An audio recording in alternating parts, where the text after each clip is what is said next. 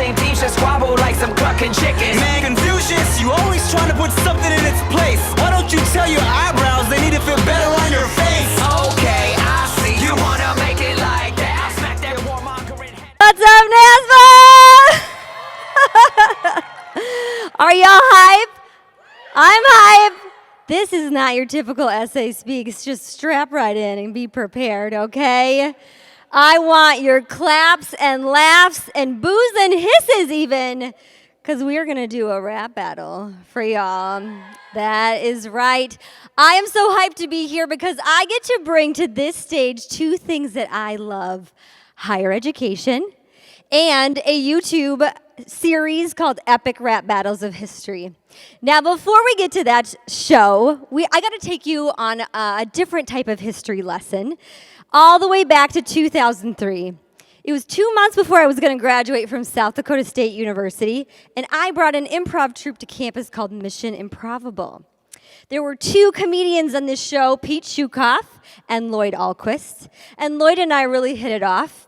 For 2.5 years, we wrote letters, we got on planes, and lots of phone calls, and he finally convinced me to move to Los Angeles.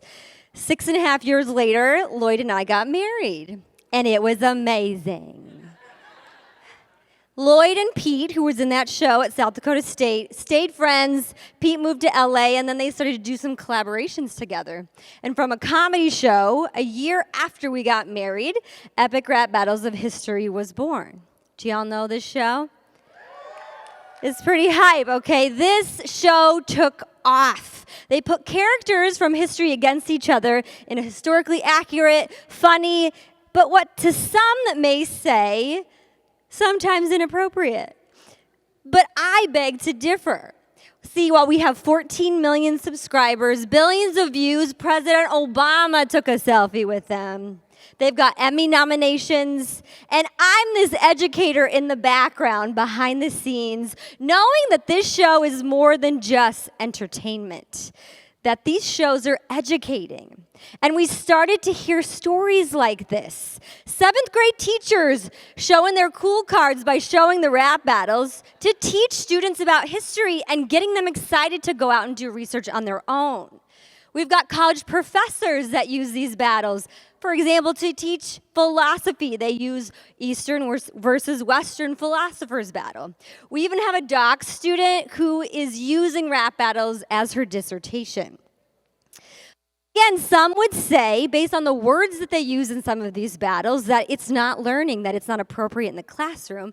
And again, we're here to beg to differ. Because I also believe that rap battles and the way that they create these could teach us in higher education, not only to loosen up a little bit, but to look at the biggest challenges that we are facing right now in order to better solve them. But don't take my word for it. I'm going to show y'all just the first part of a rap battle: Eastern versus Western philosophers.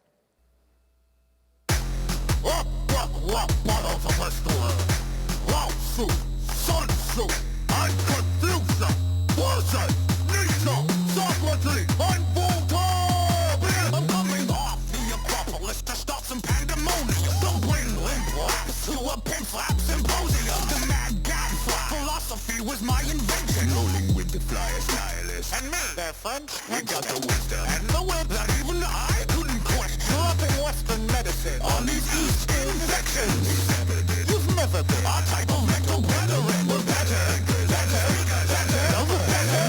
This type of arrogance is sure to be expected from men who speak of wisdom with no clue of what respect is. You Westerners are sloppy, needing discipline and life. You lack control of yourselves and of the mic. Well, we use precise strikes to disrupt your concentration. And you an ass whipping our descendants for honor for generations. We build a nation and the present for a living. But you never hold a candle to the wisdom we've All right, without any further ado, let's give a hand for that one.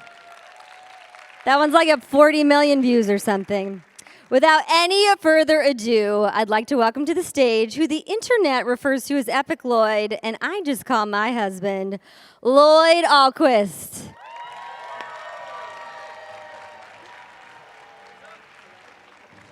Hi. First things first, right? What's up, everybody? How you doing? My name's Lloyd. Nice to see you. This is my first NASPA, so if I'm a little rough around the edges, you have to forgive me. I'm a little bit more used to like comedy clubs and hip hop sellers and things like that. So, but I am the co-creator of a show called The Epic Rap Battles of History, which, like Josie said, I always thought was a comedy show and like a rap series, but we found that was really effective as a learning tool. And so we thought it would be really cool to come out here and show you guys a couple of the elements of the videos that we thought would apply to you at higher ed. And the only way I really know how to show you is to show you. And being a college dropout, we thought it'd be fun to battle each other because Josie's got mad degrees. So we're going to show you a little battle here. At the beginning of every Epic Rap Battle of History, we always have an announcer to say who's going to be battling. So Ed has again volunteered his vocal prowess to be the announcer. And yeah. He's going to say who's going to battle, and then he'll say begin. And once he says begin, you guys go nuts. Is that cool, y'all? Okay, hit him, Ed. Epic Rap Battles of History, degree versus dropout. Begin! All right, here we go. Dr. Josie Ahlquist battling a dropout. That's me. She went to like 88 years of college, but I'm about to give her the 3rd degree. What good did your bachelor's, your master's, and your EDD all bring? We're standing up here on the same stage at NASPA presenting the same thing. See, what y'all need to come with terms with over there in higher ed is that not everybody needs college. I can't even remember why I went. I dropped out after 3 years of glorified childcare. But without dropouts, see what you'd miss if you dare. There'd be no Microsoft, no Macintosh, Uber, or Whole Foods for you. No Twitter, Oprah, or even Maya Angelou. So throw your books at me all you want there, professor. Because we all know what degrees collect most is like dust on a dresser. Ooh. Yeah! All right. You can give me the 3rd degree, but you'll need to do more. Because, honey, when it comes to degrees, this scholar proudly has 4. Being a billionaire tech star, sure, that'd be neat. But guys like Bill Gates are the exception. Look, I brought the receipts. You want grad facts? I got stats on stats. The average grad makes a fatter annual stat. Fact. They're healthier. Fact. Happier. Fact. And when it comes to their community, they give more back. They sap less cash from their federal income tax and contribute more to their annual income tax. See, what you aren't getting, EpicLLOYD, is college is more than just class. It's culture and honing a craft, and it's why educators like us bust our butts. When you're here, you'll get schlossberged right out of your shell and crush those 7 vectors. Does that chicken ring a bell? Are you with me? So to us student affairs pros, your argument's coming up short, but go ahead and rap some more. We'll be right here giving you some challenge and support. Nah. Let's talk about debt, baby. Let's talk about paying for your degree. Let's talk liability, security, and bank receipts. Let's talk about debt. Let's talk about debt. The average student will graduate $30,000 in the hole and will continue to pay that loan till they're over 40 years old. That's 20 years of payment to make $50K a year, which is the average starting salary of grads once they first start their career. You talk identity development and exploring interests, and college is so grounding. Well, I got some interests for you, and mine's compounding. The total U.S. student loan debt is $1.5 trillion. That's a million millions plus another 500 billion. And at 5% interest, how long does it take to pay that back? I don't even have enough zeros on my calculator for that.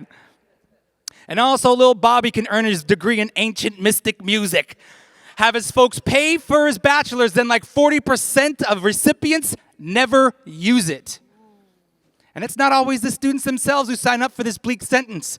The pressure from parents to attend university is in loco parentis. So before we all celebrate someone getting that acceptance letter, let's just make sure college is a path that actually makes their lives better. All right. Wow, what a teachable moment. Those verses were so vibrant. But as a UMass dropout, I'm most surprised, honey, you finished the assignment. Debt, you bet. That's a serious problem. It's up there with addressing student needs before they hit rock bottom. But the benefits of higher ed far outweigh those challenges. And this year's 20 million students will continue to tip the balances, completing programs as diverse as the smiles on their faces. There's 7,000 options in just the United States. Like technical, community, or online at home. And what do you know? Graduates default less than dropouts on their loans. So don't critique the history of higher ed with your rhetoric, especially at NASPA, man. Read the room, Mr. Seasoned Improv Veteran. I've been drinking the NASPA Kool-Aid since 2003. We're wrapping up institutions serving AAs, BAs, MAs, and PhDs. Although you've got some gold records and a couple Emmy nominees, the best thing you got framed at home is a picture of me.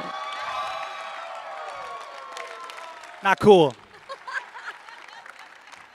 See, you're all lyrics but no letters, like other Hollywood celebs. Just bummed you didn't finish that last semester, I guess. But I promised when we said our vows, I'd always give you my best.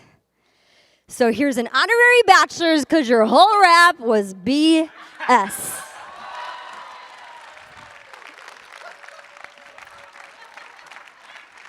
You guys think she won? You guys think she won?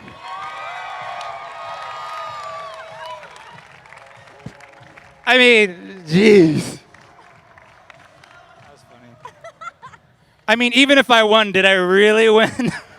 I totally won. I'm out of breath. But as we promised, we're not here just to entertain. We want to give you 3 elements that you can take away from how this series is created. And so we got 3 of them for you. The first one. Right, so the first one that we do at the rap battles that we think will apply is involve your audience. Every battle we do is a suggestion from the audience. They give us matchups, but they also give us lyrics. They give us input. We're always checking different places to find out what they want us to do. And we're not doing this because we're lazy. We're doing this because we want them to see that this is a collaboration, and they have an investment and an ownership in what we're doing. It's this living, breathing beast of a project that they can take passion in being a part of. And the way that I would remix for higher education is we love assessment, we love data, right? But it does not stop at survey monkeys. We need to go out beyond our data, beyond our student leaders and the students that we always have access to, and look in places that we may not have thought of before. For example, Reddit. And when you go onto Reddit, you may not like what you read, but your community may be more honest on there than any other place online. Number 2 is this SAT technique. We borrow a technique from the SATs where when we're writing jokes and lyrics about a topic, we use this inverted triangle of depth of knowledge of the topic. So we write jokes that most people would understand, some people will understand, and only a very few people will understand. So when it comes to Socrates in this battle, let's just take a look and I'll give you an example. We've covered the 2 yin and yang, so I can move on to Jackie Chan. Since I'll be picking apart your rule with my method, man. The seminal general isn't so tough on the mic. All your men must be like you would have. You had a full lyrically lucky for history, but you didn't offer the art of rhyming. So besides that excellent beard that I was wearing, I just want to go, one of these lyrics, Sun Tzu, I'll be picking apart your woo with my method, man. Now Sun Tzu was Chinese and woo was a Chinese dialect, so probably most people understand that. With my method. So Socrates was known for the Socratic method, but when you picking it apart means that he asked questions from all sorts of different angles. So people with a deeper understanding of the topic will know that. And then we stuck the man on there, the Method Man, because the real hip-hop heads know that Method Man was in the Wu-Tang Clan. So now everybody understands it and gets a nice satisfying piece of content. And of course, in higher education, we are super familiar with the SATs. We require our students to take them. But I think we spend way too much time at the top with our acronyms and our titles and our jargon we throw around all day. I want us to throw that out. When you get to your campus, every single day you get out of your car, train, plane, whatever you go to get to your campus or online, put yourself back into the shoes the first time that you stepped on a campus, or first generation, how that's going to feel to a student that's never been on a campus before.